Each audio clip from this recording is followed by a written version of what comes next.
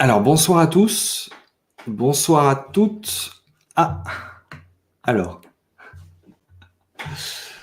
bonsoir à toutes, bonsoir à tous. Nous avons eu un petit souci technique avec Céline, donc j'espère que vous m'entendez bien. J'aimerais bien que vous me fassiez un petit signe, comme quoi vous m'entendez, comme quoi vous me voyez. Youpi, donc oui, ça a l'air de marcher, donc c'est chouette. Bon, on a passé à peu près une demi-heure à chercher comment faire en sorte que l'émission puisse avoir lieu ce soir. Et en fait, au moment de nous séparer avec Céline, eh bien, il se passe un truc magique. J'ai décidé de lancer le live pour vous dire de vive voix qu'on allait reporter. Et finalement, je viens de voir que Céline a réussi d'un point de vue technique, à rejoindre le chat. Donc j'en suis ravi. Je suis un petit peu monté dans les tours, je reconnais. Donc, je reprends depuis le début. Bonsoir à tous. Je suis ravi, donc doublement ravi de vous retrouver ce soir pour cette émission sur énergie positive en compagnie de Céline Brouhaha. Ce soir, nous allons donc parler des constellations familiales, de la fratrie, du sens des prénoms. Donc, on va parler un petit peu de la psychologie de l'inconscient, ce que je trouve absolument passionnant en fait dans l'univers que va nous permettre de découvrir Céline ce soir. C'est la façon dont les choses, dont l'inconscient s'exprime à travers, là notamment, la famille. Et puis, on va essayer de comprendre un petit peu ce qui se joue dans le processus de la constellation familiale, parce que je pense que certains d'entre vous ont certainement expérimenté, d'autres connaissent plus ou moins, mais je pense que ça peut être intéressant de comprendre un petit peu mieux cette systémie. Enfin, ça va être une soirée absolument riche et je suis vraiment ravi que ce soit Céline Brouhaha qui a accepté mon invitation pour venir parler de ce sujet. C'est une personne qui est absolument passionnée par les constellations, je pense aussi par l'astrologie, puisqu'elle est également astrothérapeute, elle donne des formations. Donc, il y aura un petit point justement sur son actualité en deuxième partie d'émission. Donc, elle est passionnée et elle en est d'autant plus passionnante. Donc, vous allez voir, c'est vraiment un plaisir et un délice que d'écouter Céline nous parler de son univers. Donc, sans plus attendre et avec bonheur, je vous invite à accueillir Céline. Alors, est-ce qu'on s'entend, Céline? On s'entend très bien. Enfin, moi, je vous entends très bien, en tout cas. Super. Je ne sais pas comment vous avez fait. Je me vois en tout petit parce que je suis sur mon téléphone, mais sinon, tout va bien. J'espère que vous me voyez en grand, vous. Oui, alors peut-être que vous pouvez vous mettre en mode paysage. Si c'est pas trop compliqué. Ah, voilà, génial. Là, c'est bien. Voilà. Bon, super. Bon, ça n'a pas été une mince affaire. Hein. J'ai cru que on avait joué, on avait tout essayé. Finalement, le coup du téléphone a marché, donc c'est chouette. Voilà. Bon, bonsoir Céline et merci beaucoup de votre participation à l'émission. Je suis vraiment ravi de vous accueillir et je suis ravi de parler des constellations familiales, des prénoms, de la place dans la fratrie. Je trouve ça absolument génial. J'appelle ça la psychologie de l'inconscient. Je trouve ça juste énorme, en fait, les choses qui se trament de façon inconsciente, comme si l'inconscient cherchait en quelque part à se dire et à véhiculer de l'information. C'est absolument génial. Alors, Céline, quel est votre parcours? J'aimerais bien savoir comment vous avez découvert les constellations familiales. Alors, moi, j'ai eu beaucoup de vie dans cette vie, dont Ouais. je ne parlerai pas ce soir, mais j'ai fait beaucoup, beaucoup de métiers qui me servent d'ailleurs. Et j'ai toujours su que je serais thérapeute. Depuis l'âge de 4 ans à peu près, je disais à ma mère que de toute façon, c'est ce que je voulais faire. Et voilà, j'ai fait plein de choses jusqu'à ce que je me forme en PNL et que je devienne thérapeute. Et je m'ennuyais à mourir. Franchement, Jocelyn, c'était vraiment pas mon truc. Moi, je suis hyper active, donc assise toute la journée, c'était très, très compliqué pour moi. Ouais. Et donc, comme je le raconte souvent dans mes conférences, j'ai lu un livre de John Bradshaw qui s'appelle « S'affranchir de la honte ». Et donc, page 50, eh ben, il y a un tout petit paragraphe minuscule sur la constellation familiale. Et je me suis dit, ce truc, il me le faut, c'est ça qu'il me faut en fait. Je ne savais pas ce que c'était, mais vous savez, c'est des rencontres d'âme. Je ne sais pas comment vous dire, même dans notre travail, parfois on a des rencontres d'âme. Mhm. Ben, la constellation, pour moi, ça a été une rencontre d'âme. Voilà. Et à partir du moment où j'ai commencé à la pratiquer, bah, je n'ai plus jamais arrêté. Et ça fait 21 ans que je fais ça maintenant. Mmh. Et donc, les constellations familiales, comment c'est né en fait? Qui est-ce qui a pensé ce système de la constellation? Alors en fait, c'est Bert Hellinger hein, qui est à l'origine de la constellation familiale, sachant qu'il y a des antécédents, puisque Virginia Satir faisait du psychodrame. Voilà, il y a eu des tas de personnes qui ont essayé de la psychogénéalogie, qui ont fait des tas de choses autour de ça, mais c'est lui qui a mis tout dans un checker hein, et puis qui a sorti cette méthode, sachant il était missionnaire en Afrique et qu'il a vu comment les gens se soignaient, comment on mettait dans l'espace une problématique et comment chacun représentait la problématique et puis tout d'un coup était possédé par la problématique de la personne et que la guérison passait par là. Et il s'est dit, je ne peux pas le garder pour moi, donc il s'est vraiment formé à tout ce qui existe. On retrouve de tout dans la constellation familiale, hein, de la PNL, de la Gestalt, on retrouve du psychodrame, du cri primal, tout ce que Bert Hellinger a étudié et a appris depuis qu'il est rentré en France, eh bien, il l'a mis au service de cet outil. Quand vous parlez de guérison, vous faites référence à quoi? Est-ce que le fait de passer par des constellations familiales peut permettre d'avoir une influence sur des maux physiques, sachant que souvent les maux physiques ont une influence, ont une origine psycho-émotionnelle? Est-ce que vous avez observé, vous, des guérisons de cet ordre-là? Oui, oui. Surtout quand ce sont des maux psychosomatiques. Quand en fait c'est dû parce qu'on ne peut pas parler, parce qu'on est envahi par un secret, parce qu'on est loyaux à notre famille, à nos parents, voilà, parce qu'on veut porter à la place de ses parents, par exemple. Moi, j'ai vu, ça m'est déjà arrivé de voir quelqu'un qui vit en constellation, qui a un cancer, et sa mère avait déclenché un cancer quelques semaines avant. Et donc, elle a pris ce cancer sur elle en pensant qu'elle garderait sa mère en vie. Mais la difficulté de la constellation familiale, c'est que ça ne s'explique pas vraiment, ça se vit, c'est ça le problème. Et oui, oui, je pense qu'il y a des rouages, des mécanismes qui s'activent, qui sont peut-être pas encore compris mentalement. Peut-être que la physique quantique, en fait, dans sa façon de parler d'intrication, peut donner des clés de compréhension, mais encore, pour l'instant, il n'y a pas vraiment de théorie. Hein. Non, mais on voit bien que les humains sont unis les uns aux autres. En constellation familiale, c'est juste incroyable, on ne se connaît pas, et puis à la fin de la journée, c'est comme si on avait été amis depuis toujours. Et puis, il y a toute une théorie sur les champs morphologiques, là, je crois, de Sheldrake, où il explique très bien qu'en fait, on est tous unis par l'invisible et qu'on peut être à 10 000 km les uns des autres. De toute façon, quand il se passe quelque chose dans la famille, toute la famille le ressent comme un séisme. Et on est tous concernés, en fait. C'est comme la théorie du centième singe. Exactement. Il y en a un qui apprend et les autres commencent à savoir faire. Et donc, dans une constellation familiale, comment ça se passe? Alors déjà, est-ce qu'on dit... J'ai vu constellation familiale écrit au singulier et au pluriel. C'est quoi qui est juste? Et si c'est au pluriel, est-ce que... Ouais, c'est quoi la différence? On dit la constellation familiale ou les constellations familiales. C'est la même chose. Ok. Et donc, quand on fait une constellation familiale, déjà, est-ce que tout le monde peut accéder à une constellation familiale? Est-ce qu'il y a besoin d'avoir fait un travail au préalable, d'être passé voir un psychothérapeute ou je ne sais quoi? Non. Est-ce que tout le monde peut y accéder? Tout le monde, parce que la constellation familiale, ce n'est pas une thérapie, c'est un outil thérapeutique.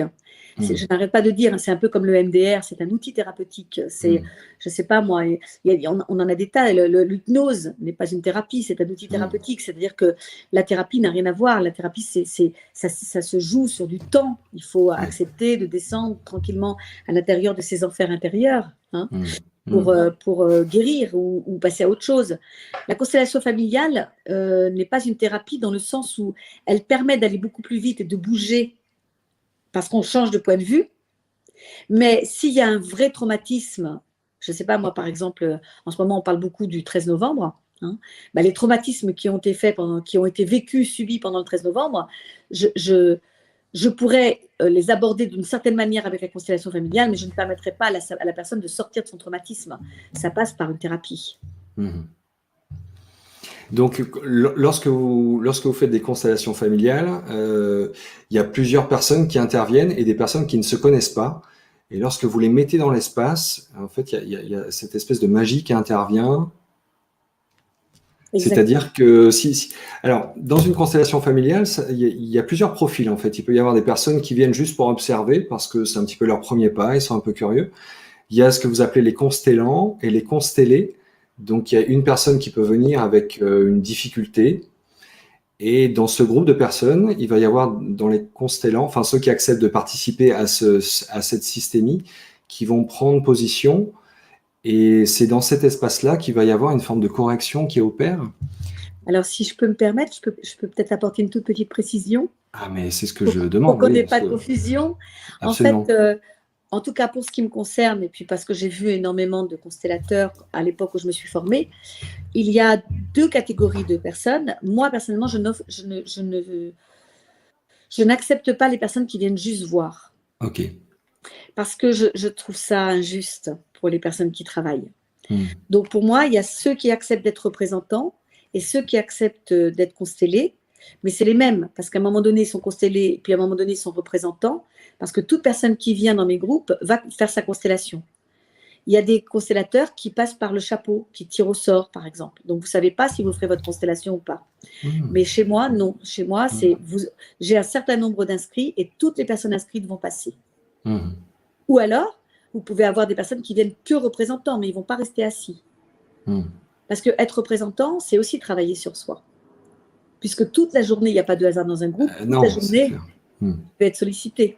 Absolument. Donc, mais il n'y a pas de personnes qui viennent juste pour voir. Ça, c'est pas possible pour moi. Hmm. Et alors, au sein de ce groupe, quel est votre rôle, vous? Vous choisissez peut-être les personnes ou pas, ou vous le faites au chapeau?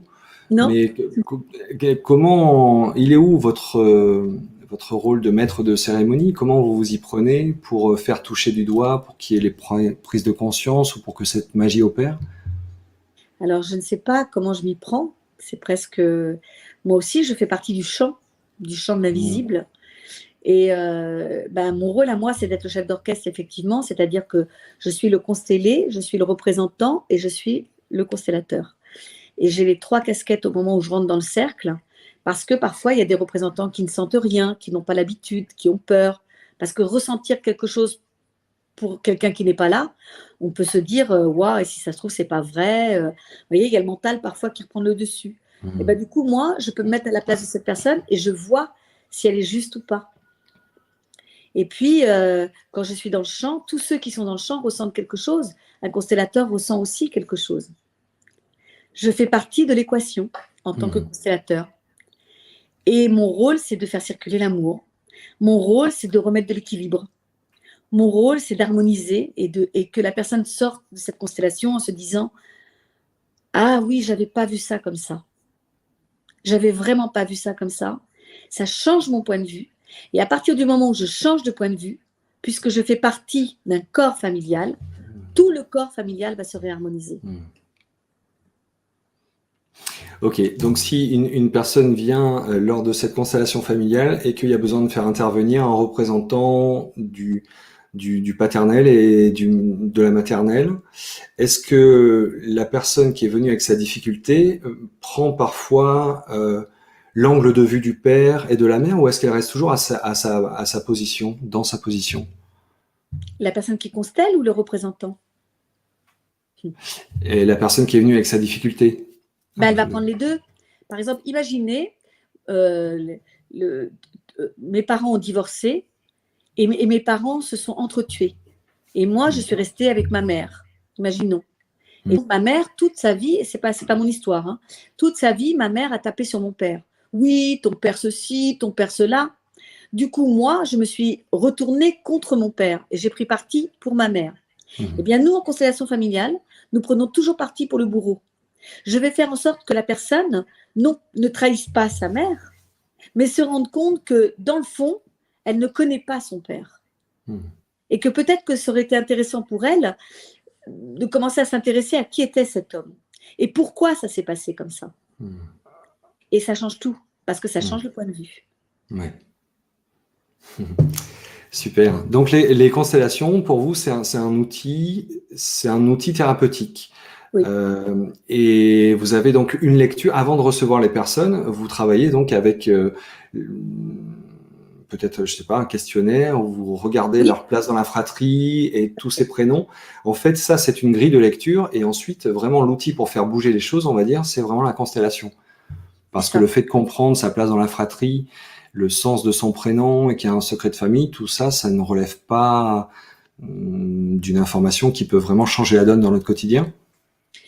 Je me trompe? Si, ça va changer la donne dans notre quotidien. Mais effectivement, j'espère que tous ceux que je viens de former, qui viennent de terminer la formation, auront des questionnaires. Moi, ça fait 21 ans que je fais ça. À un moment donné, je voulais enlever les questionnaires. Je les ai laissés parce que je m'aperçois que les personnes qui viennent consteller, dans une grande majorité, ne connaissent rien à leur famille. Et donc, c'est une façon de les encourager à poser des questions. Voilà. Moi, je travaille beaucoup avec le thème natal aussi, hein, Oui. la constellation familiale. Ça me permet de regarder les enjeux de l'Oedipe. Qu'est-ce qui s'est passé avec papa, maman. Et puis voilà. Mais le questionnaire en amont, oui, c'est une bonne façon de se préparer.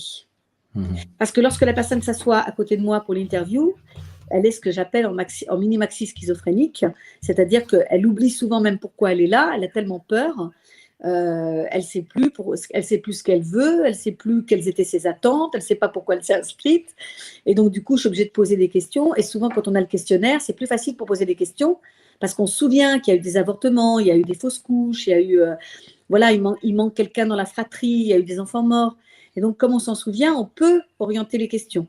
C'est plus facile. Et donc, prendre connaissance du fait qu'il y a eu des avortements, des enfants morts, enfin, de cette histoire qui s'est dite, mais de façon parfois implicite, pas verbalement, dans la famille, vous arrivez à le percevoir comment? Justement, à travers les prénoms et la place dans la fratrie, c'est ça? Alors, il y a les prénoms, déjà, qui sont une grande indication. Et puis, il y a le ressenti des personnes une fois qu'elles sont placées dans le cercle. On voit bien que si je rajoute quelqu'un, tout d'un coup, tout le monde se sent bien. Si je réenlève cette personne, tout le monde va se sentir mal. C'est donc bien qu'il manque quelqu'un. Ce qui est dingue, c'est qu'on ne connaît pas cette famille. Ça, c'est dingue. Oui, c'est absolument... Ouais, c'est absolument... Je vous ai perdu. Non, non, pas du tout. Non, je viens de prendre conscience de... Pas quelque chose lié à ma famille, hein, je précise, mais à ce côté magique, et effectivement, l'énergie en fait qui est véhiculée au sein du groupe, et le fait qu'une information soit apportée ou soit retirée, on sent que ça puisse manquer ou que ce soit juste. Ouais, c'est assez hallucinant. Hein. Donc sur la place dans la fratrie, alors il y a quelque chose qui est absolument génial. Là, il y a vraiment toute une part de l'inconscient collectif, c'est-à-dire la façon dont les clans en fait se sont construits au fur et à mesure de l'histoire de l'humanité. Donc qu'est-ce que ça nous dit en fait cette place dans la fratrie? Le premier enfant, c'est quoi finalement son rôle inconscient, son ambition inconsciente, j'ai envie de dire. Bah, s'il est vraiment le premier, son rôle, c'est de comprendre qu'on ne sait pas si on va en avoir un autre. Et donc, tout l'intérêt que vont porter les parents sur cet enfant, c'est une charge terrible. Parce qu'il va être chargé de calmer les parents, le stress, etc., de perpétuer l'histoire, parce que comme on ne sait pas s'il va y en avoir un autre. L'aîné, c'est celui qui héritait dans notre inconscient collectif, donc on espère que c'est un garçon, parce que si c'est une fille, on est un peu embêté, vous voyez, parce que la fille, elle n'est pas censée garder le nom, elle est censée sortir du clan. Donc le garçon, il est censé transmettre, alors que la fille, elle est censée sortir, partir, aller ailleurs, pour transmettre à travers son mari. Et donc, le premier, l'aîné, il est celui sur qui on va tout miser. Et en même temps, c'est celui qui va être le révélateur des parents. C'est-à-dire que souvent, l'aîné, c'est le plus terrible. C'est celui qui vous savez, je dis toujours, nous éduquons nos enfants, ils nous élèvent. L'aîné, c'est celui vraiment qui révèle le parent. C'est la première fois qu'il va être parent. C'est lui qui crée la famille, oui. C'est lui qui va transformer le couple parental en famille. Imaginez, déjà, c'est pas n'importe quel rôle. Et puis, en même temps, il va obliger les parents, en quelque sorte, à devenir des parents.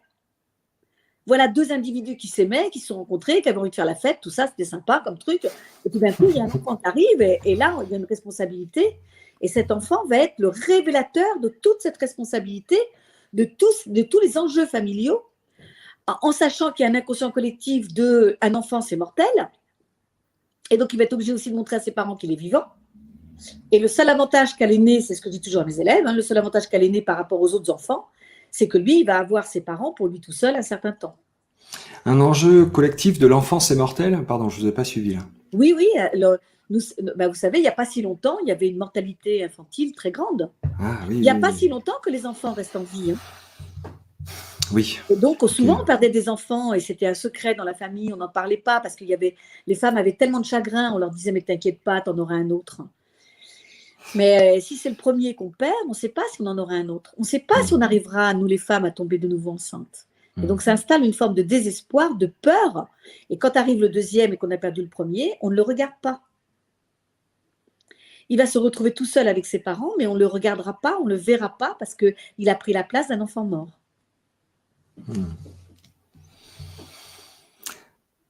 D'accord. Et donc la place du deuxième, c'est quoi son rôle? Le premier, donc il a créé la famille et est chargé de beaucoup de responsabilités, donc visiblement. Et d'ailleurs, est-ce que dans son développement à l'âge adulte, est-ce que ça va avoir une influence dans sa relation à la famille? Est-ce que pour lui, pour un aîné, du coup, c'est important de créer une famille et peut-être de la maintenir en cohésion dans sa programmation?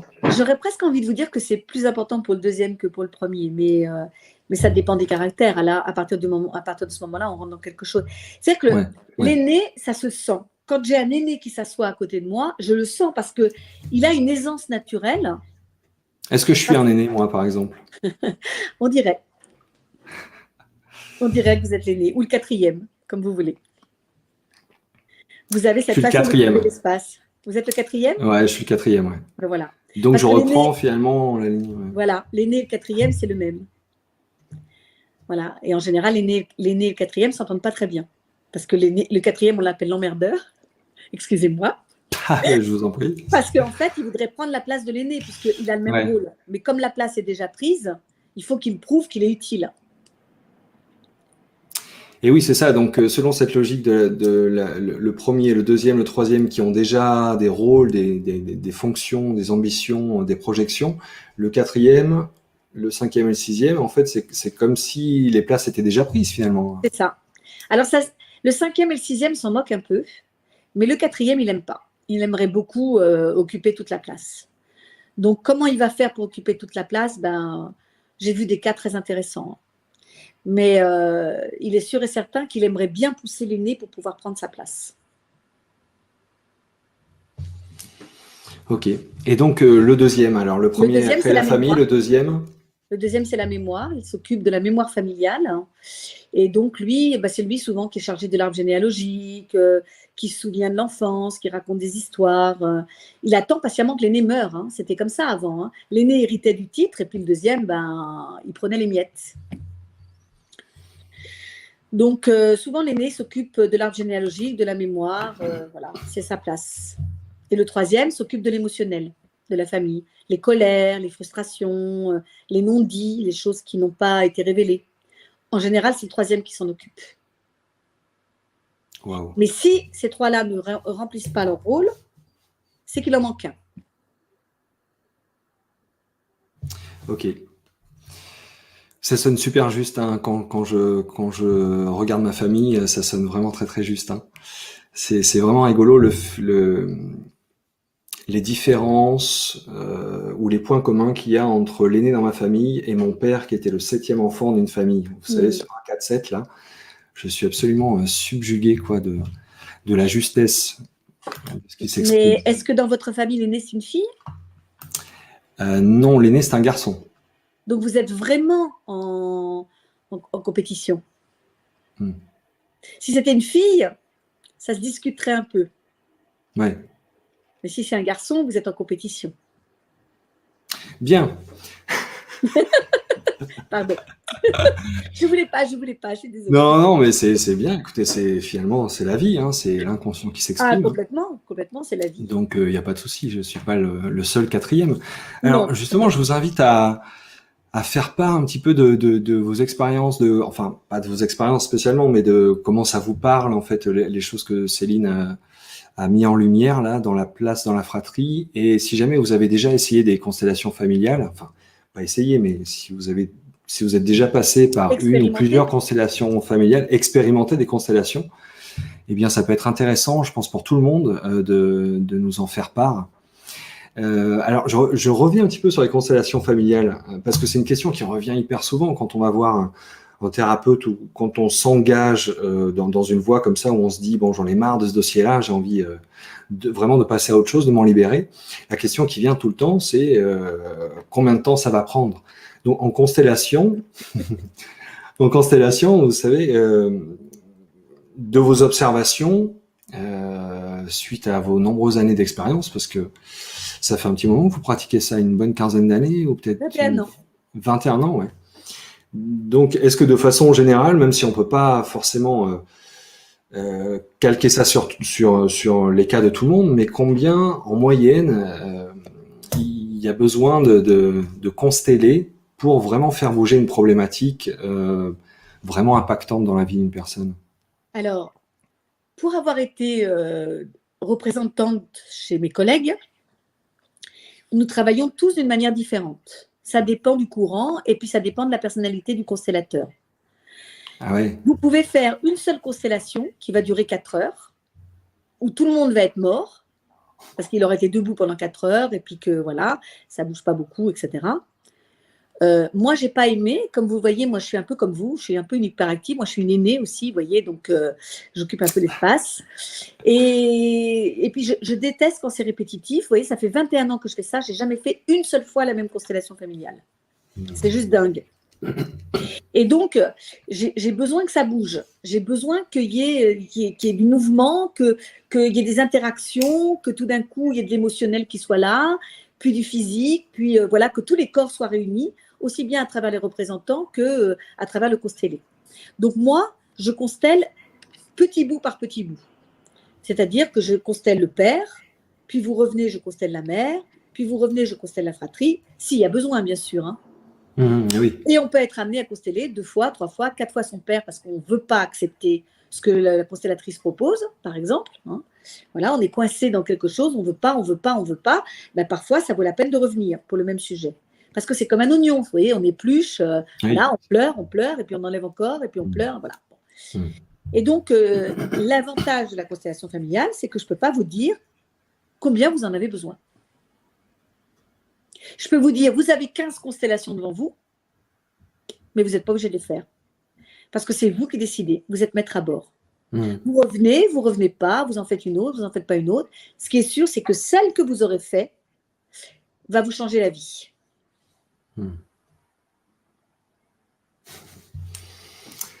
Chouette, merci pour la réponse, Céline.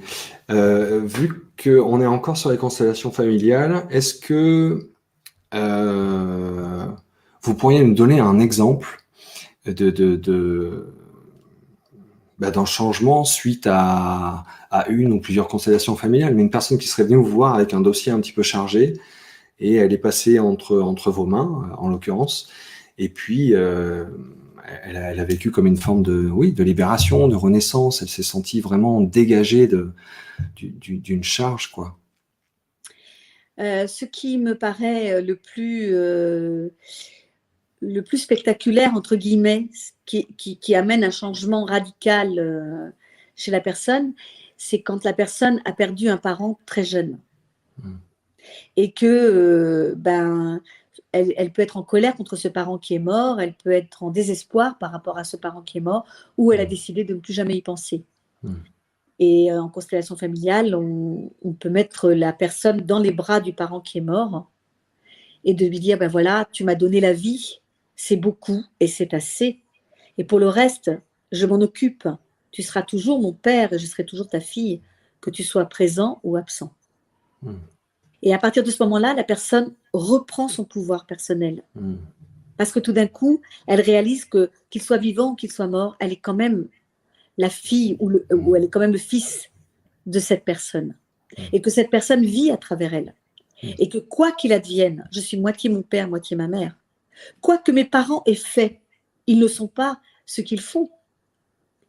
C'est majeur de comprendre que nous faisons des erreurs. Nous sommes des humains. Mais ce que nous sommes, nous relevons du divin. Ce n'est pas possible de juger ses parents sur ce qu'ils sont. C'est possible de les juger sur ce qu'ils ont fait. Un père qui a violé son enfant n'est pas un violeur, il a violé son enfant. En français, on n'a pas de mot pour différencier. Mais si je peux prendre la partie de mon père qui n'a pas violé et que je reste sa fille, ben ça n'a pas du tout la même dimension à l'intérieur de moi. C'est complètement différent. J'accepte la vie que mes parents m'ont donnée en comprenant que ce sont mes parents, j'en ai pas d'autres. Et que quelle que soit la colère que j'ai contre eux, ben, j'ai besoin de me réconcilier avec toutes ces parties. C'est fondamental parce que sinon, je ne suis pas libre.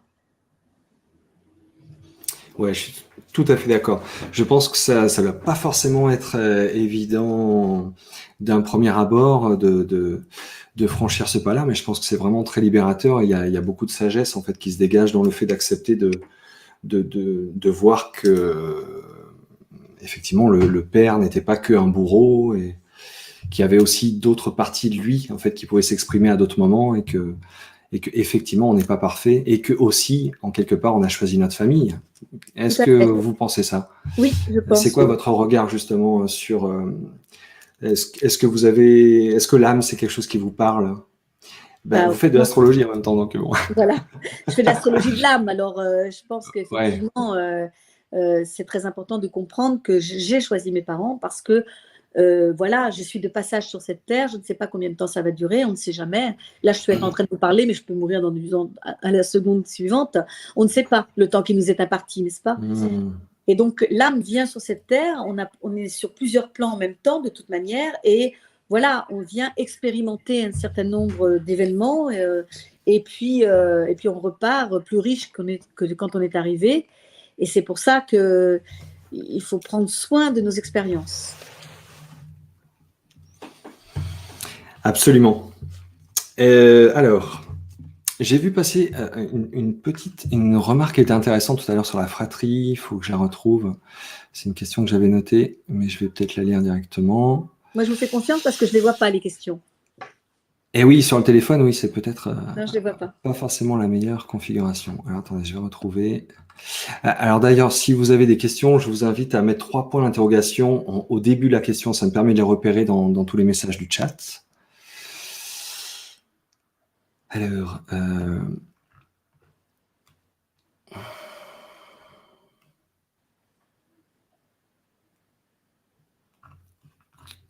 bon, je la retrouve pas, mais c'était, vous savez, on parlait de fratrie tout à l'heure, mais on parlait du père et de la mère qui étaient tous les deux, on va dire les parents des enfants. Mais lorsque il y a eu scission du couple, remariage, comment oui, c'est souvent la question ça se passe? Ouais. Et c'est vrai que de toute façon, on va être de plus en plus confronté à des familles recomposées. Donc, voilà.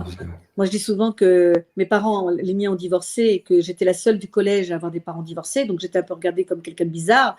Aujourd'hui, c'est ceux qui n'ont pas de parents divorcés qui sont regardés comme des enfants bizarres. C'est vrai. Donc, la famille recomposée, on va partir du couple le fondamental de la constellation familiale, c'est de comprendre que le premier est toujours le plus important. Voilà. Le premier enfant, ouais. Le premier enfant, mais pas seulement le premier enfant, le premier amour, le premier dans la fratrie, l'homme dans le couple, le premier est toujours le plus important. Ça permet de mettre de l'ordre et de comprendre comment ça se passe. Et que quand cet ordre-là n'est pas respecté, ça crée un réel désordre dans la famille, avec beaucoup de souffrance. Donc, quand le couple, je ne sais pas moi, on va dire Marie et Joseph, étaient ensemble, qu'ils ont mis ensemble Jésus au monde, d'accord, ils sont passés du couple à la famille à travers Jésus. Mais s'ils se séparent et que, par exemple, Joseph se remarie, il va avoir de nouveau des enfants avec une nouvelle femme, mais le plus important pour lui sera quand même Jésus. Et si madame se remarie et qu'elle a des enfants, le plus important pour elle, c'est Jésus. Parce que c'est le premier.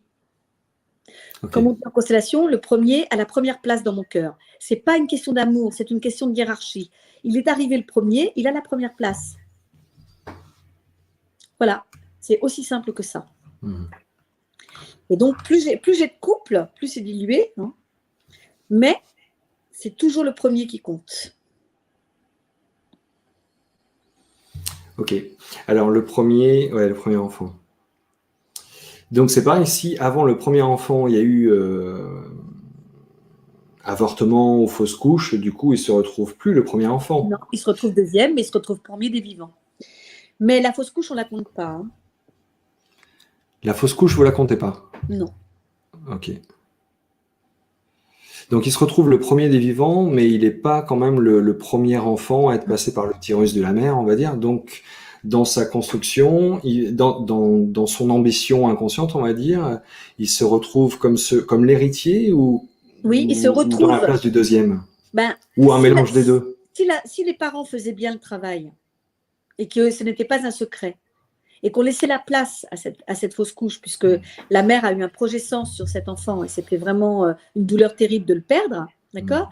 Si la mère faisait le travail vis-à-vis de ses enfants vivants en disant, ben voilà, j'ai eu un premier enfant avant vous et d'ailleurs j'ai eu beaucoup de chagrin et je m'en suis jamais remise, le deuxième pourrait prendre sa place de deuxième. Ouais. Mais très souvent, ça ne se dit pas. Très souvent, c'est tellement douloureux que la mère n'en parle pas. Le père encore moins, il l'a déjà oublié. Et donc, l'enfant se retrouve dans une place d'aîné alors qu'il sent bien qu'il n'est pas l'aîné. Dans son énergie à lui, il n'a pas envie d'être là. Il n'a pas envie de porter la famille à bout de bras, il n'a pas envie de se taper le stress de la mère, il n'a pas envie. Parce que si l'aîné était vivant, il l'aurait protégé. Les grands prennent soin des petits. Donc, le deuxième est un petit par rapport à l'aîné. Ben là, il se retrouve à être celui qui protège ceux qui viennent après. Il n'a pas tellement envie, en fait. Hein. Ça se voit. Ok, donc là, on est dans ce que vous appelez des secrets de famille, en fait. C'est quelque chose qui a été vécu et qui n'a pas été dit à tous les membres de la famille, notamment à cet enfant, qu'il est le deuxième. Et en fait, c'est le premier enfant vraiment physique, quoi, qui est né, quoi, vivant, on va dire. C'est ça. Mais je vous rappelle que cet enfant qui vient après un enfant mort ou une fausse couche n'est pas vu par la mère. Et donc, ça pose un problème. On parle beaucoup de l'attachement. Hein, c'est Boris Cyrulnik qui parle de ça beaucoup. Et eh bien, il ne peut pas y en avoir avec la mère, parce que la mère, elle ne regarde pas l'enfant qui est là, elle regarde l'enfant qui va potentiellement mourir, ou l'enfant qui prend la place du premier, qui est du premier. Et je vous ai dit, le premier, c'est le plus important. Ok, ouais. Donc, et là, ça peut nous permettre de basculer un peu sur les prénoms, parce que du coup, dans le choix du prénom de ce deuxième, et comme il n'y a pas de hasard, il va y avoir quelque chose qui va se dire dans le prénom. Bien sûr, je sais pas, il y a eu toute une mode des Gisèle, il y a eu une mode des Sylvain, des Sylvie, je sais pas moi, Gilles, Gilbert, tout ce qui nous amène à il gît. Et Sylvie, c'est si elle vit. Donc il y a bien quand même un problème avec la natalité. Nathalie, par exemple, c'est toute une difficulté familiale des femmes à mettre des enfants au monde. Et je suis à peu près sûre que le premier n'est pas resté. Ok. Alors, vous venez de citer un prénom qui me parle, du coup, ça me ramène dans mon histoire et dans mon arbre généalogique. Ok, c'est juste énorme. Alors oui, j'avais noté quelques noms. Bon, c'est vrai que c'est difficile d'aborder des points que vous n'ayez pas abordés dans vos vidéos parce que vous avez été très complète. Vous avez fait des conférences sur l'importance du prénom dans la famille, la place dans la fratrie, constellation familiale. Mais vous savez, j'ai beaucoup évolué parce que j'avais commencé j'avais commencé à écrire mon livre. Et puis, à cause ou grâce aux divers confinements dont on a été victime, j'ai commencé à faire des capsules sur Facebook avec les prénoms, sur le conseil de la personne qui s'occupe de mon Facebook. Et donc, je faisais des capsules de 20 minutes et puis je parlais du prénom. Et puis, je me suis rendu compte pourquoi je n'arrivais pas à écrire mon livre, parce que en fait, je ne veux pas faire un dictionnaire des prénoms, ça ne m'intéresse pas. Si je vous dis, vous vous appelez Jocelyn, et je vais vous dire exactement ce que veut dire Jocelyn, selon mon concept, ça ne vous rendra pas service, parce que je vais l'enlever du contexte de votre famille. Et si je l'enlève du contexte de votre famille, achetez tous les dictionnaires de prénoms qui existent, vous allez voir, vous allez avoir, mais il y en a qui sont hyper complets. Vous prenez celui de Gérard Attias, il va vous donner la journée de la fête de votre prénom, la couleur de votre prénom, enfin, voilà, Di Castillo, c'est pareil. Donc, vous avez des tas de gens qui se sont penchés sur l'étymologie des prénoms, etc. Moi, ça ne m'intéresse pas du tout. Moi, ce qui m'intéresse, c'est, vous êtes le 4e et vous vous appelez Jocelyn. Et là, on va pouvoir commencer à parler, et je ne le ferai pas ce soir, mais si un jour ça vous intéresse, appelez-moi, je me ferai un plaisir de vous le dire, parce que vous le méritez bien. Comment ça se passe quand on a 4 enfants, 5 enfants, et que tout d'un coup, on les appelle de cette manière? On a une attente. Le prénom nous indique la mission que nous avons dans notre famille, avec parfois une double contrainte. Vous voyez, par exemple, Céline, c'est tenir secret en espérant qu'elle ne le fera pas. On lui dit bien de fermer sa bouche, ça vient de Célaré. On lui dit de fermer sa bouche, mais on espère vraiment qu'elle va révéler les secrets de famille, vous voyez. Voilà. Ben, vous avez des prénoms à double contrainte. Vous avez des prénoms qui sont très simples. Marie, marie-toi. Hein. Et puis, donc, on sait que dans la famille, il va y avoir un vrai souci autour du mariage. Ou quelqu'un s'est marié de force, ou quelqu'un était enceinte avant le mariage. Ou, voilà. En plus, Marie, elle s'est mariée vierge. Hein. Donc, vous voyez, il y a tout un poids sur ce prénom qui est au demeurant très mignon. Des maris, il y en a plein. Moi, j'en constate tout le temps. Donc, le prénom, moi, ce qui m'intéresse, ça va être le contexte de la famille. Si je retire le prénom du contexte, c'est comme si je faisais de la voyance, vous voyez, ça ne m'intéresse pas. Et donc, c'est ça qui a évolué chez moi. C'est qu'avec les capsules que j'ai faites sur Facebook pendant les mois de confinement, tout d'un coup, je me suis dit, mais oui, mais… Parce qu'au début, j'expliquais le prénom. Parce que c'était tellement évident pour moi. J'essayais de partager ça. Mais en fait, je me suis aperçue qu'un jour, il y a une de mes clientes qui m'a écrit, je ne la connaissais pas, hein, elle m'a écrit, suite aux capsules, elle m'a dit, oui, je m'appelle Catherine, je sais que ça veut dire catin. Mais vous vous rendez compte, c'est énorme. C'est-à-dire qu'elle a enlevé le prénom Catherine Catin du contexte familial qui était probablement qu'une grand-mère avait la cuisse légère ou elle a trompé son mari ou elle a eu plusieurs maris dans sa vie et elle a été rejetée par son clan. Vous voyez, c'est ça que Catherine indique. Mais c'est pas Catherine Catin. Vous voyez, ça n'a aucun sens. Pourtant, c'est bien ce qui se dit. Si vous prenez le livre de Gérard Attias, il le dit. Catherine, ça veut dire Catin. Et vous observez, comment dire, ces passations de mémoire de génération en génération, sur combien de générations? Alors moi, je prends, alors ça dépend. Si je fais un génogramme, je prends 4 générations. En constellation familiale, on dit que les grands-parents agissent, les parents subissent et les petits-enfants payent. Donc, je prends souvent sur 3 générations, mais une fois, j'ai constellé une schizophrénie et j'ai fait rentrer 11 générations pour trouver l'origine. Waouh. Ouais. Ça devait être passionnant, ça. Ah, c'était quelque chose, oui. Et d'ailleurs, suite à ça, la maman qui venait consteller m'a téléphoné pour me dire que son fils avait recommencé à prendre ses médicaments. Alors qu'il avait arrêté et qu'il ne voulait plus entendre parler. Super, super, super. J'ai jamais fait de constellation familiale. Je pense que c'est imminent, oui. Alors, on fera un point sur votre actualité un petit peu après. Là, il y a des questions qui arrivent. Je sens que la curiosité et l'engouement est à son maximum. Mais on fera un point sur vos formations, les constellations familiales que vous proposez. Parce que vous êtes une personne très active et je crois que vous en faites dans plein de coins de France, non ? Je travaille à Mulhouse.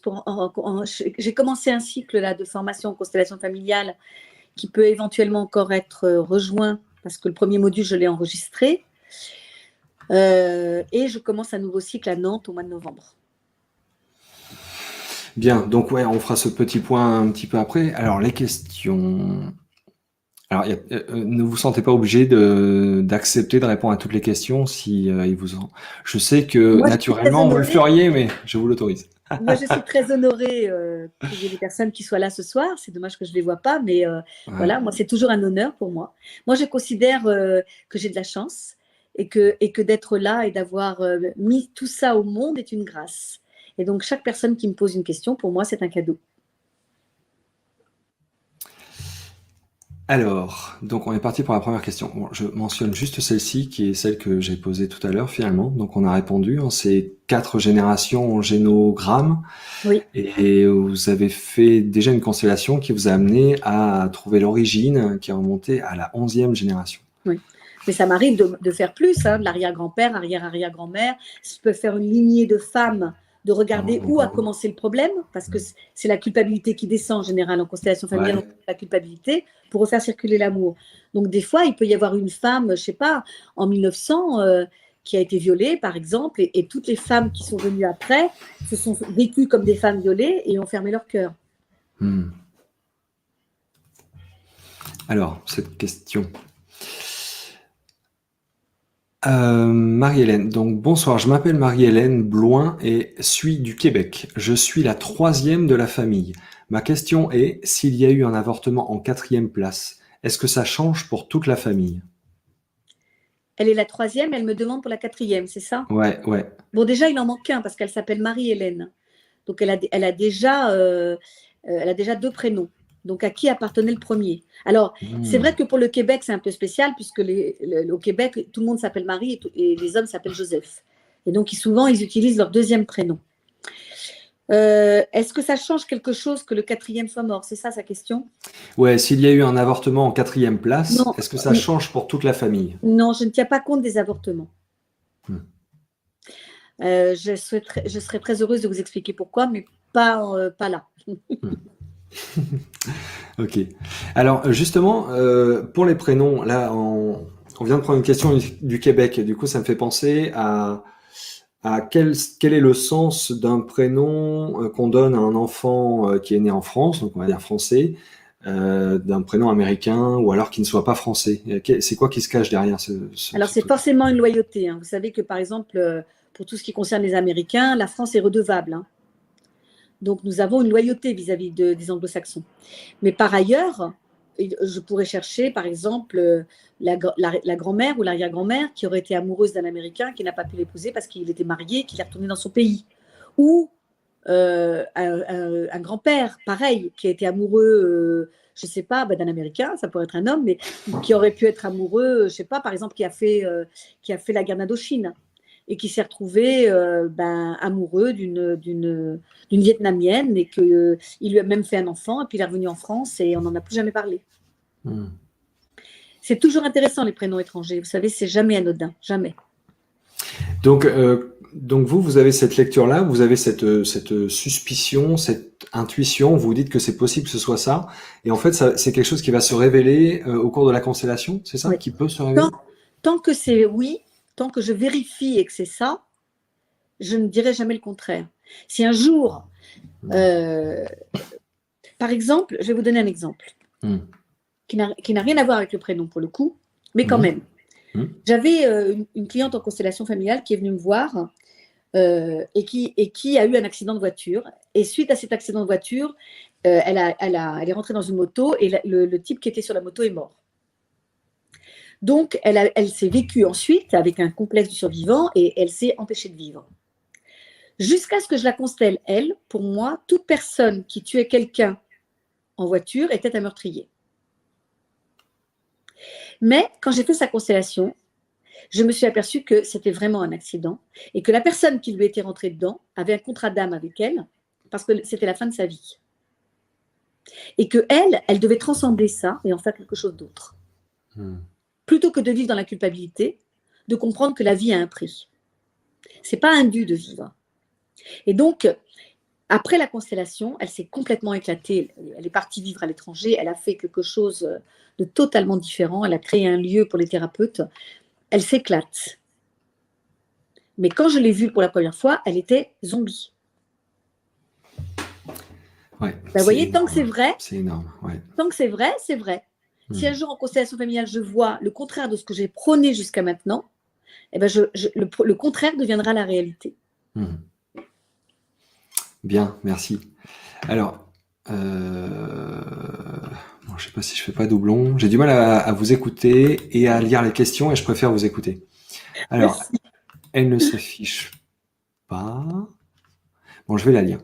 Alors, est-ce la même quand l'aîné est vivant? Alors, attendez. est-ce la même quand l'aîné est vivant, mais que les parents donnent les responsabilités au deuxième? Alors là, il y a un mammouth sous gravier, là. C'est qu'il y a un problème. Alors déjà, il faudrait savoir si l'aîné, c'est un garçon, et la deuxième, c'est une fille, ou vice-versa. Parce que si l'aîné est une fille et le deuxième un garçon, alors oui, on va donner les responsabilités au deuxième. Ouais. Je vous invite à aller écouter mes vidéos Oui. sur YouTube, parce que j'explique ça très très bien. Alors, Comment elle s'appelle la personne qui m'a écrit? la personne qui a écrit cette question s'appelle Neza. D'accord, donc ça ne doit pas être son vrai prénom. Ce sont des pseudos. Non, ce sont Oui, des pseudos. c'est ça. Donc, je retire. Alors, j'essaie juste de ne pas prendre des questions qui correspondraient à ce que vous avez déjà abordé. Mais comme j'arrive pas à lire et vous écouter, allez, je me lance pour celle-ci. Magdalena. Le prénom est joli. Magdalena da Costa Almeida. Wow. Alors, si une femme a un garçon avec un homme et divorce, elle se met en couple avec un homme qui lui a 2 filles d'un premier couple. Ils font un enfant ensemble. Quel rôle aura-t-il et comment va-t-il se construire? Bon, Magdalena, j'espère que vous êtes en train d'enregistrer parce que ça va être très complexe ce que je vais vous dire. Déjà, la question en elle-même est complexe. Hein. Et comme j'ai pas de tableau, non, la question pour moi elle est très simple. Et comme j'ai pas de tableau, je peux pas vous montrer. Je vous ai dit que le premier enfant est toujours le plus important. Donc le premier enfant est le plus important. Mais j'ai oublié de vous parler du rôle de beau-père et de belle-mère.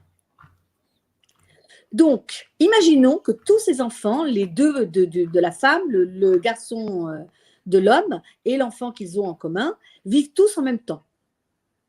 Dans l'idéal, et ça c'est très très compliqué, dans l'idéal, il faudrait que monsieur ne s'occupe jamais des enfants de madame, que madame ne s'occupe jamais des enfants de monsieur, et qu'ils n'aient qu'autorité parentale tous les deux sur l'enfant qu'ils ont fait ensemble. Parce que, bien sûr qu'ils ont un parent en commun, mais ils ne sont pas frères et sœurs en vérité. C'est pour ça qu'on dit demi-sœur et demi-frère, ça n'a pas de sens. Mais franchement, c'est compliqué à mettre en place, mais voilà. Monsieur ne peut pas s'occuper des enfants de madame et madame ne peut pas s'occuper des enfants de monsieur. Ok. Merci Céline pour la réponse. Alors Neza de la question précédente précise qu'elle s'appelle vraiment Neza, c'est d'origine marocaine. D'accord. C'est un joli prénom aussi hein, d'ailleurs. C'est un joli prénom, mais elle porte toute la difficulté du Maroc et de la France. Ouais. Alors la question par quel biais écrire à Céline, eh bien on l'abordera en fin d'émission. Alors je vous avais demandé de mettre 3 points d'interrogation en début de vos questions pour que je les repère facilement. Alors Solaya. Coucou Ingrid. Que penser d'un prénom à connotation étrangère, exemple consonance germanique, alors qu'il n'y a pas d'origine avérée dans la famille? Eh bien, on en revient exactement à ce que j'ai dit tout à l'heure. Soit il y a eu un premier amour allemand qui n'a pas pu s'épouser parce que c'était interdit, parce qu'on n'épousait pas un schleu, ou bien il y a une dette, ou bien, oui, il y a une dette parce qu'on a dénoncé quelqu'un pendant la guerre. Mais en tout cas, c'est une dette. C'est un règlement de dette. Il n'y a aucune raison que je choisisse un prénom allemand. Sauf si je suis en dette. Et ce n'est pas forcément moi qui suis en dette, je porte la dette pour mes grands-parents. Moi, j'ai vu une famille entière, tout le monde s'appelle par des prénoms juifs. Au fin fond de la Normandie, j'aime autant vous dire qu'ils ne sont pas juifs. Mais il y a bien eu, le grand-père a bien dénoncé des juifs pendant la guerre pour voler leur maison. Et donc, pour payer ça, pour réparer la dette, eh ben, les descendants donnaient des prénoms juifs, jusqu'à ce qu'on mette à jour pourquoi ils donnaient des prénoms juifs. Et ils ont tous essayé hein, de donner des prénoms autres, mais ça n'a pas été possible. Super, merci Céline pour votre réponse et merci Solaya pour la question. Alors, voici une question que je trouve très intéressante. Je me retrouve très bien dans la place du troisième, mais j'ai fait une constellation récemment dans laquelle il apparaissait un aîné mort et que je serais la quatrième. Du coup, je m'interroge sur ma place. Ben, forcément, elle a le rôle du troisième. Mais il doit y avoir à l'intérieur d'elle une velléité de prendre la place du premier. Parce qu'elle est la quatrième. Elle se sent comme une troisième parce que c'est le rôle qu'on lui a donné, donc elle l'a adopté depuis qu'elle est toute petite. Mais en vérité, si elle commençait à prendre la place de la quatrième, elle serait peut-être mieux dans sa vie. Merci Céline pour la réponse. Et merci pour la question. Alors, une question d'Emmanuel. Que pensez-vous des couples qui ont le même prénom? Par exemple, Emmanuel. L'homme et la femme ont le même prénom? Ouais, c'est ça. Je ne sais pas si je vais répondre à cette question parce que j'ai pas le contrôle de la réponse. Ouais. Je vous invite, Emmanuel, à m'écrire. Je vous répondrai. Ok.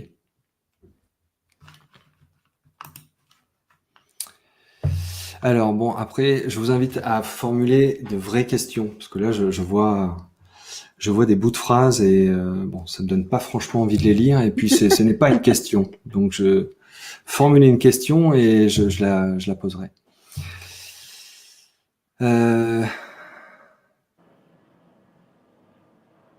Bon, ça c'est pareil, c'est complètement hors sujet. Voilà. Alors, notre fils s'appelle Nathan. Qu'est-ce que cela veut dire? Alors, je ne sais pas si vous faites. Alors déjà, Nathan, je ne vais pas vous dire ce que ça veut dire, on s'en moque. Comme je l'ai dit, je ne suis pas un dictionnaire de prénoms. Par contre, c'est un prénom juif et c'est un diminutif. Et quand on a un diminutif dans la famille, on sait que c'est pour cacher un secret. Parce que tous les dudu, nunu, loulou, lulu, etc., pendant ce temps-là, on ne touche pas au prénom. Or, le prénom, c'est mon identité. C'est comme ça que j'ai été nommée par mes parents pour affronter la vie, puisque c'est ma mission sur Terre. Donc, quand je m'appelle Nathan, j'ai une mission, certes, mais ça va rester très, très flou. Parce que ce n'est pas un vrai prénom. C'est comme Lilou, ce n'est pas un vrai prénom. C'est comme Lola, ce n'est pas un vrai prénom. C'est comme Théo, ce n'est pas un vrai prénom. Théo, c'est Théodore. Tous ces prénoms qui ont été tronqués m'interrogent sur le secret de famille. Et c'est mammouth sous gravier, ce n'est pas des petits secrets. Il y a des familles où tout le monde s'appelle que par des surnoms. Et ces surnoms-là sont emmenés à l'extérieur. Et dans le travail, on continue de m'appeler par mon surnom, etc. Ça ne va pas du tout. Parce que de dire, je ne sais pas moi, Lulu, je t'aime, au lieu de dire Lucien, je t'aime, c'est quand même pas, on ne s'adresse pas à la même personne. Ouais. Vous voyez, il y a quelque chose énergétiquement qui manque. Oui, c'est clair, ouais. Eh bien, s'appeler Nathan, c'est un prénom, certes, mais c'est un bout de prénom. Le vrai prénom, c'est Jonathan. Et c'est juif. Ou peut-être Nathanaël. Non, Nathan, c'est pas Nathanaël. En Israël, oui, mais en vérité, non. Nathanaël, c'est déjà un diminutif. Ok. Donc, merci pour la réponse, Céline. Avec plaisir. Morgane, c'est un très joli prénom. Moi, j'aime beaucoup ce prénom. Je voudrais savoir, je suis la cadette et je m'appelle Morgane. Mon frère aîné s'appelle Damien. Donc, il n'y a pas vraiment de question. Non. Et donc, comme je l'ai dit, je ne suis pas un dictionnaire de prénoms. Alors, peut-être une question de Véronique. Que pensez-vous des parents?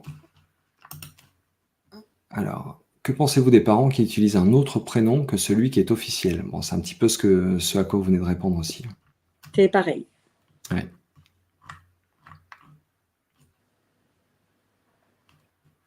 Alors,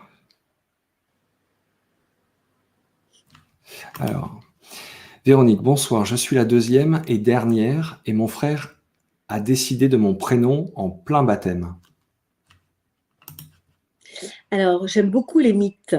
Les mythes, ça fait des trous. Alors, les mythes autour des prénoms, alors là, Je pense qu'il y a tout un paragraphe dans mon livre qui va être là-dessus, quoi. Parce qu'avec les choses qui se racontent, c'est des trucs de ouf.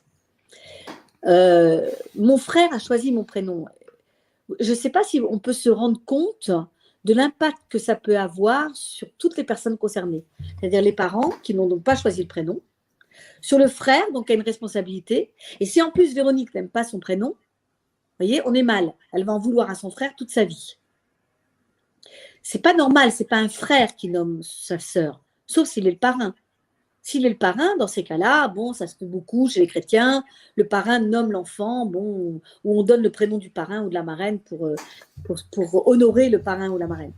Mais en second prénom, dans ce cas-là, en second prénom. Non, mais ça peut être aussi un premier prénom. Ah bon? Okay. Oui, oui, ça existe. Bon. Mais là, c'est mon frère, pendant le baptême, en plus, donc la pauvre, j'espère qu'elle n'a pas été baptisée à 10 mois ou 11 mois, ça veut dire qu'elle n'avait pas de prénom, quoi. Vous voyez, c'est une histoire qui se raconte. C'est une très jolie histoire. Mais je serai Véronique, je garderai un petit œil sur l'histoire. Je ne serai pas prise complètement par ce qui est raconté. Je pense que je garderai un doute légitime. Un doute raisonnable, voilà. Ok, merci Céline et merci Véronique pour la question. Alors,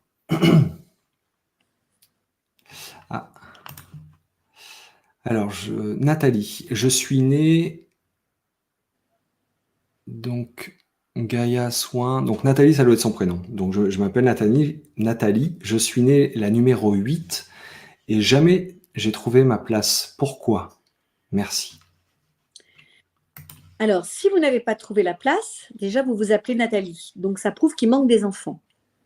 Il y a eu un problème avec des enfants, soit que votre mère n'a pas pu mettre au monde, soit qu'ils sont nés et qu'ils sont morts. Mais il y a un problème avec la natalité. Alors, forcément, 8 enfants, on se dit, bah, il y en a beaucoup. Mais ça ne veut pas dire que votre mère n'en a pas fait 12 ou 13 ou 14 et que vous n'êtes pas vraiment la 8e. Parce que la 8e, c'est la mémoire. Et donc, il est possible que vous ne soyez pas la 8e, que vous soyez la 9e ou la 10e. Et ça change tout dans l'esprit. Parce que ça veut dire que votre mère n'a pas pu vous voir. Et alors, je ne sais pas dans quelle région vous vous trouvez, si vous êtes en France, au Québec ou ailleurs. Mais c'est être une 8e dans une fratrie. Je ne sais pas si vous êtes la dernière. Vous avez la cadette, donc la dernière. Si vous êtes la dernière, a fortiori, les autres frères et sœurs ne vous ont pas vu. Et dans un cas comme celui-là, il y a 2 scénarios. Soit votre mère non plus vous a pas vu parce qu'elle était fatiguée par les grossesses, soit au contraire, elle vous a phagocyté parce que vous étiez la dernière et qu'elle savait qu'elle n'en aurait pas d'autres. Mais en tout cas, votre prénom indique très clairement qu'il y a eu des problèmes avec mettre des enfants au monde. Et oui, la 8e, pour avoir une relation avec ses aînés, c'est pas forcément évident parce qu'il y a forcément eu une différence d'âge assez importante, quoi. Elle n'a sûrement pas connu les aînés, ils sont partis, ou l'aîné est resté pour s'occuper des autres. Voilà, quoi. Ouais. Il y a 9 mois de gestation, donc... Mais moi, j'ai vu des familles où la mère mettait au monde un enfant tous les ans. Ouais. Alors... Sylvie, un prénom que nous avons évoqué tout à l'heure, que vous avez évoqué tout à l'heure. Je suis née dans une fratrie de 11 frères et sœurs. Je m'appelle Sylvie et je suis la 9e. Je n'ai jamais pris ma place dans cette fratrie. Est-ce que c'est vraiment important pour mon parcours? La théorie dit la chose suivante. Nous ne devons rien à nos frères et sœurs. Absolument rien. Nous devons respecter l'aîné et l'honorer. Et c'est tout. Mais nous ne devons rien du tout à nos frères et sœurs. Donc, si vous ne trouvez pas votre place dans votre fratrie, puisque c'est plus qu'une fratrie, c'est une communauté, hein, c'est énorme. Ça veut dire que vous avez hérité des vêtements des aînés, ça veut dire que, il n'y avait jamais de place pour vous, qu'il fallait la faire, votre place, et qu'il fallait la trouver. En plus, Sylvie donc, indique vous aussi qu'il y avait un enfant... où votre mère n'espérait pas du tout tomber enceinte, elle espérait que le 8e serait le dernier, ou bien elle en a perdu un, et ça lui a fait de la peine, contrairement à ce qu'on pourrait croire. En tout cas, que vous trouviez votre place ou pas dans cette fratrie, non, c'est pas très important. Vraiment pas. Et alors, il y a un point qu'on n'a pas abordé, que vous abordez déjà dans vos vidéos, mais là, pour les personnes qui vraiment découvrent cet univers, je le trouve quand même intéressant et je pense que ça a parlé à pas mal de personnes, cette question des jumeaux. C'est lequel qui a la première place, Oui. qui n'a pas la première place, comment ça se passe à ce niveau-là? Ben, les jumeaux, il n'y a pas de place normalement. Avant 1971, c'était le deuxième qui naissait qui était l'aîné. Aujourd'hui, il y a eu quelqu'un d'intelligent, comme je dis toujours, hein, il y a eu tout d'un coup une lumière qui lui est montée au cerveau, il a compris, et donc c'est le premier qui sort qui est l'aîné. Mais en fait, on est obligé de leur donner une place.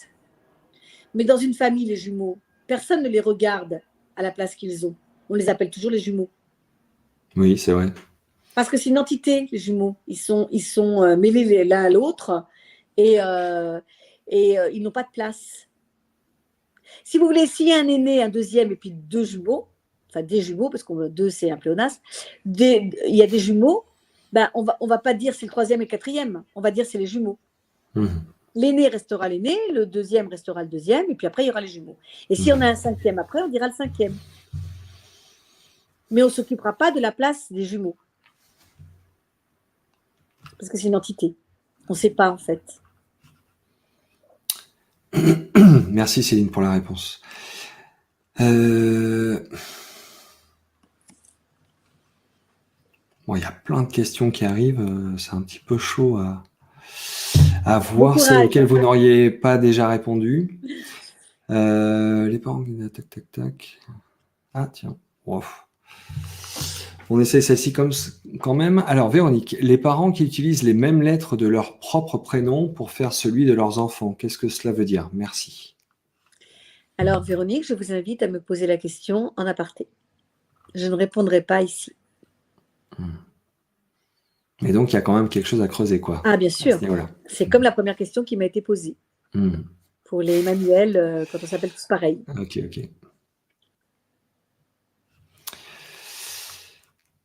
Alors... Bon, peut-être que vous allez encore donner votre mail à cette question-là, j'essaye.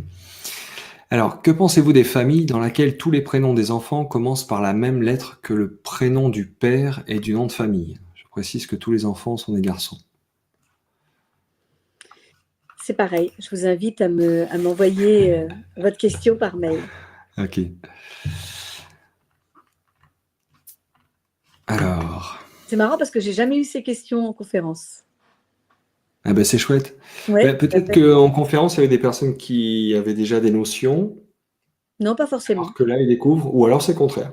Non, capsule, franchement, j'ai eu plein de gens qui ne connaissaient pas la constellation familiale et qui ne connaissaient pas non plus l'histoire des prénoms.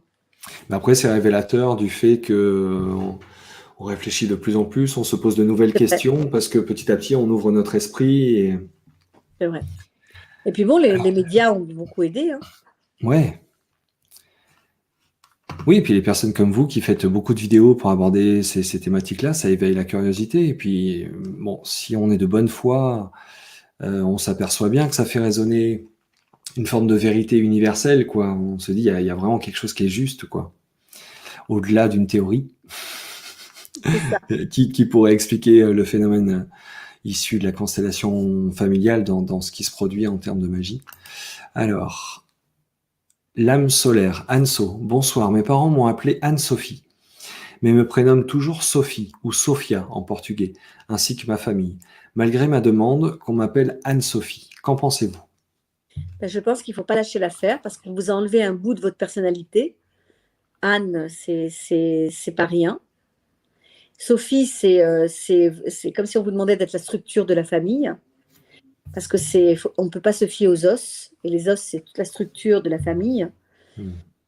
Et donc, si on vous a appelé Anne avec un trait d'union entre les deux, c'est qu'il y a aussi une fonction à remplir en tant que Anne.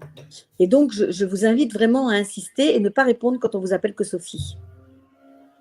Parce que c'est comme Marie-Hélène, se faire appeler Marie ou se faire appeler Hélène, ben, il en manque un bout du prénom.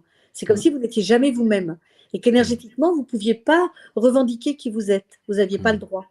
Ben, moi, je trouve ça Je trouve ça, non, ça va pas. Ça se voit dans la façon d'aborder le travail, ça se voit dans la façon d'aborder la famille, ça se voit partout. Parce que c'est pas écologique. Super, merci Céline pour la réponse et Anne-Sophie, merci pour la question. Alors celle-ci est intéressante aussi. Est-ce que notre signe astrologique influence notre prénom?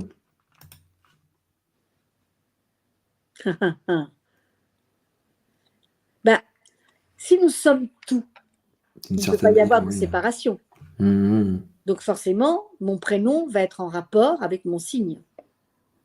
Ceci dit, je ne sais pas qui m'a écrit, mais mon signe n'est rien dans mon thème. C'est tellement complexe un thème, il y a tellement de choses dedans que ne s'arrête. D'ailleurs, si je suis taureau, ben, je suis taureau, mais ça concerne aussi mon père, qui n'est pas forcément taureau dans la vie, mais ça concerne la façon que j'ai de regarder mon père. Ça veut dire quelqu'un qui est taiseux, quelqu'un qui est matérialiste, quelqu'un qui a besoin de sécurité financière, quelqu'un qui aime la terre, qui aime voilà, la nature. Vous voyez, ben ça, c'est l'image que j'ai de mon père. Et donc, comme je suis en partie mon père, forcément, je vais retrouver une partie de moi là-dedans. Ben, pour pouvoir vivre ma mission en tant qu'une partie de mon père, il y a de fortes chances pour qu'on me donne un prénom qui soit en rapport.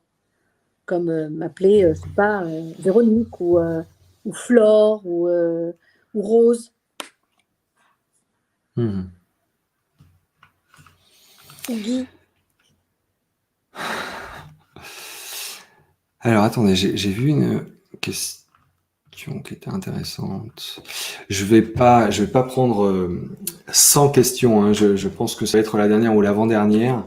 Après, on fera un petit point sur votre actualité, les formations que vous proposez, parce que je trouve super intéressant. Et il y a eu un message à l'instant que je ne retrouve plus tellement les questions défilent. Là, je crois que je suis perdu. Il y a quelqu'un qui disait: je vous remercie, vous m'avez fait découvrir la constellation familiale. Donc c'est assez génial. Avec plaisir. Surtout que avec Céline, je pense que c'est d'autant mieux. Alors, celui-là. Voilà. Alors, Ève, porter le prénom francisé de sa grand-mère a-t-il une influence sur notre propre vie? Cela implique-t-il quelque chose? Merci à vous. Ben, il faut dire quand même qu'il y a eu tout un pan d'émigrés, notamment polonais, avec des prénoms que les Français n'arrivaient pas à orthographier ou à prononcer, et ils les ont francisés d'office. Et oui, je pense que ça a une influence, parce que si j'ai reçu, je ne sais pas, moi je m'appelle Eva, et que tout d'un coup, en arrivant en France, on francise mon prénom et on m'appelle Ève. Alors aujourd'hui, évidemment, c'est beaucoup moins vrai, mais les Andrea, par exemple, à l'époque italien, on les a transformés en André. Hein, ben, vous voyez bien que quand je le prononce, c'est pas la même énergie. Andrea et André, c'est pas pareil. Non, ouais. Et ben, ça veut dire qu'il y a une partie de moi qui est partie avec le A. Et ça a un impact, bien entendu, énergétiquement. Et comme il y a eu tout un pan d'émigrés qui a changé de prénom, des Asiatiques, des Italiens, des Portugais, des Polonais, des Allemands, qui ont changé l'énergie de leur prénom, et ben du coup, ils ont changé quelque chose dans leur vie. Et ce n'est pas forcément bon pour eux. Ça peut être à leur détriment. Parce que nous sommes des êtres loyaux. Il faut quand même le savoir. Nous sommes nés dans une famille et nous ne sommes pas faits pour en sortir. D'ailleurs, Bert Hellinger disait toujours, il ne peut pas y avoir d'évolution sans trahison. L'idée, c'est qu'à un moment donné, on trahit son clan. Mais au début, on n'est pas fait pour le trahir. Ce qui fait que si je reçois le nom de mon grand-père, qui s'appelait, je ne sais pas moi, comment ça pourrait être Marcel. Non, un prénom étranger. Je ne sais pas moi. Yannick, bon, par exemple. D'accord. Et que la personne à l'état civil ne sait pas ce que c'est Yannick, elle ne savait pas le prononcer. Et elle dit, bon, bah, ce sera Yann. Ben, je vais m'appeler Yann, mais pourtant, c'est le prénom de mon grand-père que j'ai reçu. Je ne peux donc pas m'occuper de son histoire. Je ne peux pas me mettre au service de mon grand-père. Eh ben, ça ne va pas.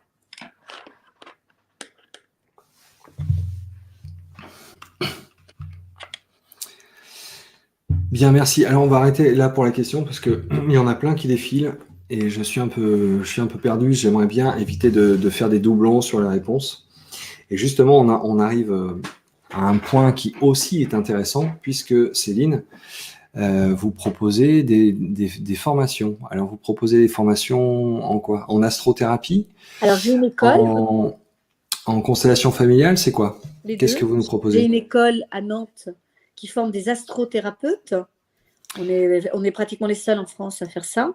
C'est l'EFAT, EFAT, AT, l'École voilà, française d'astrothérapie, c'est ça? l'astrothérapie. Mhm.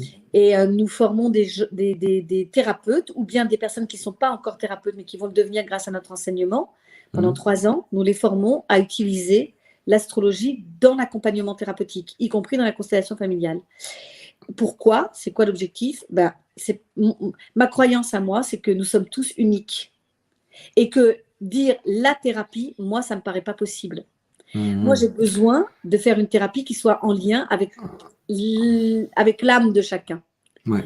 Et donc, à travers l'astrologie, on peut comprendre les enjeux et pourquoi la personne est venue sur cette terre et comment on peut l'accompagner à devenir ce qu'elle est venue expérimenter. Mhm. Voilà, ça nous permet de sortir des drames, ça nous permet de sortir de la culpabilité, ça nous permet de sortir de la victimite. C'est juste grandiose. Voilà. Super, J'adore. et c'est à quel rythme que ça suit cette Alors, c'est formation? C'est 3 sur ans, 3 ans? ouais, C'est et une fois par mois c'est une fois ou par mois, 3 jours par mois. 3 jours par mois? Voilà. Et le prochain cycle commence en janvier, fin janvier. Mais toutes les dates sont indiquées sur le site de l'EFAT. Et c'est toujours en présentiel ou alors il y a des modules qui sont enregistrés en vidéo, qui sont Alors, disponibles? quand on a Comment ça se été passe? confiné, on en a fait quelques-uns à distance. Mais franchement, moi, j'ai besoin de l'humain, quoi. Bah ouais, c'est Moi, clair. je peux pas. Moi, j'ai été malheureuse pendant les confinements, franchement. Pourtant, je fais de la thérapie à distance. Ça marche très bien. Hmm. Mais la thérapie, c'est 1 heure.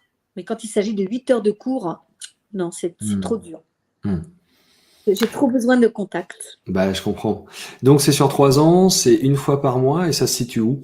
À Nantes, pas loin de la gare. Ok. Voilà. C'est aussi en présentiel. Ouais. Et est-ce qu'on peut prendre la formation en cours de cycle ou est-ce qu'il y a un Non, début de cycle et il il y faut a un début. respecter ce Ouais. rythme-là? Voilà, il y a un début et une fin. On a Ok. une certification à la fin. Dans cette formation, il y a de la philosophie, il y a de l'astrologie, bien sûr, il y a de la psychologie, il y a du corps aussi, de passer par le corps. C'est une formation complète. Hmm. Et il y a plusieurs intervenants ou alors c'est vous qui couvrez tous ces aspects-là? Non, c'est pas moi, on est 2. Et puis, parfois, on fait intervenir des personnes de l'extérieur. Ok. Voilà. Nous, on n'enseigne pas les matrices de Groff, par exemple. On a quelqu'un Ok. de l'extérieur qui vient enseigner les matrices de Groff. Donc le cycle là, 2021-2022, est-ce qu'il a commencé? Est-ce qu'il va commencer? Il Parce est qu'on est à commencé fin septembre là. 2021. Voilà, 2021, la première année se termine, on va passer en deuxième année. Et nous commençons une première année en janvier. Ok. Toujours en janvier. Ah, toujours en janvier. Donc l'émission, finalement, elle tombe à pic. Oui, c'est cool. Ouais, c'est cool. Qu'est-ce que je voulais Et par dire? ailleurs, je forme des constellateurs familiales. Ouais. Et ça, donc, j'ai 2 cycles. J'en ai un qui est commencé, comme je vous l'ai dit tout à l'heure, en septembre, qu'on peut encore rejoindre à Mulhouse, et qui se terminera donc en début 2023, parce que c'est sur 15 mois d'affilée, et 4 mois plus tard, pendant ce temps-là, il faudra me rendre le mémoire, le 16e. Voilà, il y a une interruption de 4 mois entre le 15e et le 16e pour pouvoir me rendre le mémoire pour la certification. Ok. Et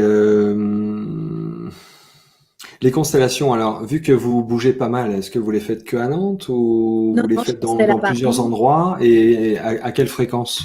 Vous en proposez tous les combien des À constellations? Paris, en ce moment, je suis tous les mois, 1 fois par mois à Paris. Je suis 1 fois Ouais, par mois à La Rochelle, 1 fois par mois à Nantes. ouais. Là, samedi, je descends à Toulouse Ah.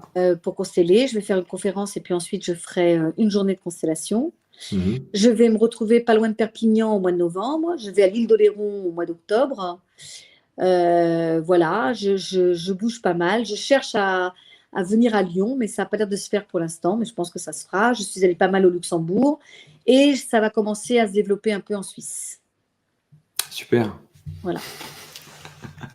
Génial. Après le Québec et puis vous descendrez un petit peu plus vers le soleil dans les dom-toms. Ben, on m'avait proposé à Tahiti, mais c'est trop compliqué. Le voyage, c'est 24 heures, c'est hyper cher, c'est pas possible. Il faudrait que je mette le prix des constellations à des prix démesurés, c'est pas possible. Ouais, ouais. Ou alors, il y a un moment où les personnes qui vont sortir de votre établissement pourront peut-être Ah ben, j'espère. s'occuper de certaines zones géographiques. Ben, Donc, c'est mon but. Mon comment on but, fait pour... moi,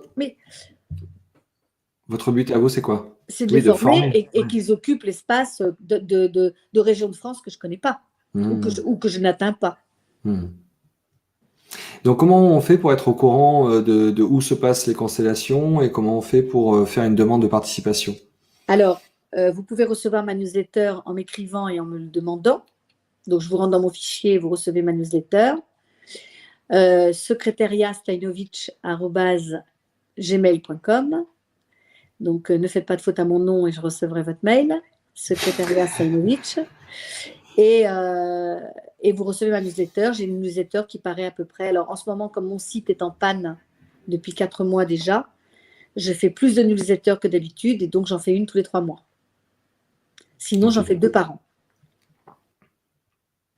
Ok, donc il n'y a que par la newsletter ou alors on peut avoir des informations un petit peu plus rapides et spontanées sur Facebook, par exemple? Alors, Facebook, non, je ne donne pas tellement mon programme, mais par contre, vous pouvez m'écrire et ma secrétaire répond toujours. Quelle que soit la question que vous avez, l'avantage de Facebook, l'avantage de la newsletter, c'est que vous avez aussi tous mes ateliers. Parce que j'organise des voyages à l'étranger, je fais des constellations à thème. Voilà, en décembre, j'ai une constellation et la maladie, par exemple, avec mon collègue, qui va passer par l'astrologie, avec l'explication de pourquoi vous avez cette maladie, et moi, je le constelle derrière. Donc, vous voyez, on a plein de projets. J'ai un stage sur les femmes qui dure 5 jours, sur le féminin. J'ai un stage sur les prénoms. Je fais énormément de choses parce que je suis une passionnée, comme vous l'avez compris. Ouais. Et le seul moyen de le savoir, c'est que par la newsletter, puisque mon site n'est pas à jour. Ok, ben super, hein. Il y a une proposition de Rosa Pereira qui vous propose d'aller en Haute-Savoie. Avec plaisir. Avec plaisir. Bon, mais Je vous ne savez fais comment pas me quand il contacter. neige, parce que j'ai très très peur de la neige. Mais je viendrai. Moi, je me déplace. À partir du moment où je suis invitée, je me déplace. Je suis toujours très heureuse de rencontrer d'autres personnes, de donner envie, parce que la constellation familiale, c'est quand même un outil absolument incroyable, quoi. Il n'y a pas d'équivalent. La systémie, je pense que c'est un truc vraiment très intéressant. Mais ça va ensemble, en fait. Oui, oui, absolument. Mais ça peut être abordé sous différents angles. Bref, j'ai envie d'arrêter ici. Ça a été super intéressant, Céline. De toute façon, c'est un sujet passionnant. Vous êtes passionnée, donc moi j'ai vraiment adoré.